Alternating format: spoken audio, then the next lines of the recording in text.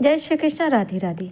प्रिय भक्तजनों, एकादशी व्रत कब है? पुत्रदा एकादशी का व्रत वर्ष में 2 बार पौष व श्रावण मास में आता है। पौष मास के शुक्ल पक्ष की एकादशी को पौष पुत्रदा एकादशी के नाम से एवं श्रावण मास की शुक्ल पक्ष की एकादशी को श्रावण पुत्रदा एकादशी के नाम से जाना जाता है। पद्म पुराण के अनुसार सांसारिक सुखों की प्राप्ति और पुत्र इच्छुक भक्तों के लिए पुत्रदा एकादशी व्रत को फलदायक माना जाता है। संतानहीन या पुत्रहीन जातकों के लिए इस व्रत को बेहद अहम माना जाता है।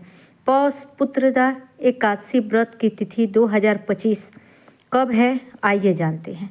पौष पुत्रदा एकादशी का व्रत पौष मास की शुक्ल पक्ष की एकादशी तिथि के दिन रखा जाता है। पुत्रदा एकादशी की तिथि को लेकर लोगों में असमंजस की स्थिति बनी हुई है। एकादशी का व्रत 30 दिसंबर को रखना सही होगा या 31 दिसंबर को?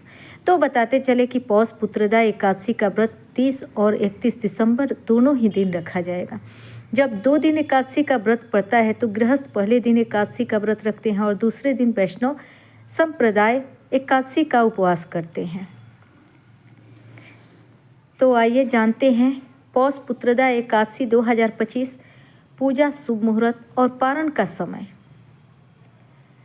पंचांग के अनुसार पौष महीने के शुक्ल पक्ष की एकादशी तिथि का आरंभ 30 दिसंबर 2025 को सुबह 7:50 पर होगा।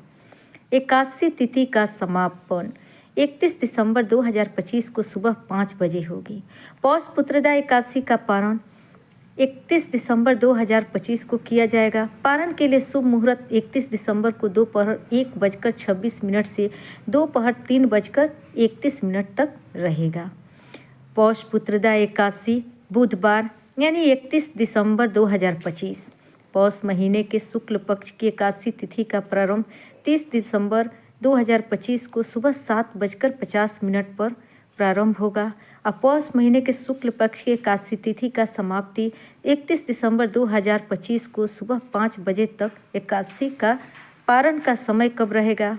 1 जनवरी 2026 को सुबह 7:14 से सुबह 9:18 तक। अगहन मास के शुक्ल पक्ष की एकादशी को मोक्षदा एकादशी कहते हैं। इस एकादशी को व्रत रखने से मोक्ष की प्राप्ति होती है। इसी कारण इस एकादशी को मोक्षदा एकादशी कहते हैं। मोक्षदा एकादशी का व्रत कथा व विधि इस प्रकार है। दशमी के दिन मांस, लहसुन, प्याज, मसूर की दाल आदि निषेध वस्तुओं का सेवन नहीं करना चाहिए।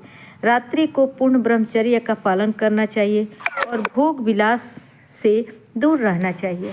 एकादशी के दिन प्रातः लकड़ी का दातुन न करें। नींबू, जामुन या आम के पत्ते लेकर चबा लें और अंगुली से कंठ तक साफ कर लें। वृक्ष से पत्ता तोड़ना भी वर्जित होता है, अतः स्वयं गिरा हुआ पत्ता लेकर सेवन करें। यदि यह संभव न हो तो पानी से 12 कुल्ले कर लें, फिर स्नान आदि कर मंदिर में जाकर गीता पाठ करें या पुरोहित जी से गीता पाठ का श्रवण करें। फिर प्रभु के सामने इस प्रकार प्रण करना चाहिए कि आज मैं चोर, पाखंडी और दुराचारी मनुष्यों से बात नहीं करूंगी या करूंगा और न ही किसी का दिल दिखाऊंगी।